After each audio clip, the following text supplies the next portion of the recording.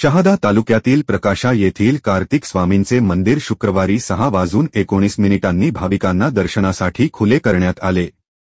कार्तिक पौर्णिमेला हे मंदिर वर्षातून एकदाच उघडले जाते।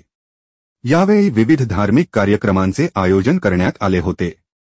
प्रकाशा येथील आठवडे बाजारात कार्तिक स्वामींचे मंदिर आहे।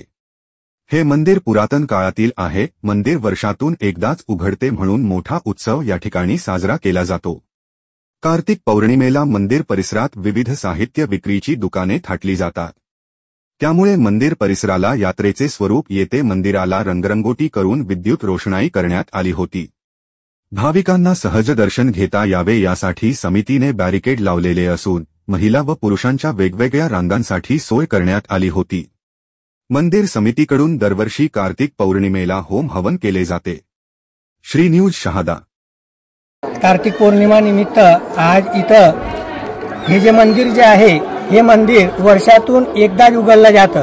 आज पहाटे 6:19 हे मंदिराचे जे द्वार जे होतं ते उघडण्यात आलं विधीनुसार आणि होम जे आहे ते होम हवन सुद्धा त्या ठिकाणी करण्यात आलं आणि रात्री 2:58 हे मंदिर त्या ठिकाणी बंद केलं जाईल आणि पुढच्या वर्षी ते मंदिर उघडलं जाईल।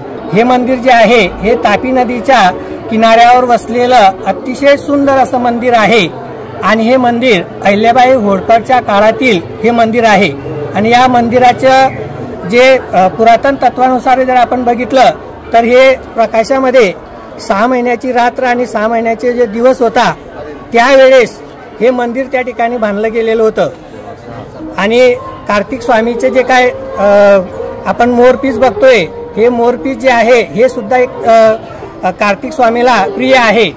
हे मोरपीस मंदिरामध्ये घेऊन गेल्यानंतर आपण श्री गणपती आणि श्री कार्तिक स्वामी या दोघांना त्या ठिकाणी स्पर्श करून आपण एक मोरपीस तिथं ठेवायचं आणि एक मोरपीस जे आहे ते आपण आपल्या घरी घेऊन आपले जे देवारा जे आहे त्या देवाऱ्यामध्ये ठेवायचं, जेणेकरून आपली जी काही बरकत जी आहे ती बरकत त्या ठिकाणी राहते आणि आपल्या घरामध्ये सुद्धा कार्तिक स्वामीचा जो वास जो आहे तो वास या ठिकाणी राहतो।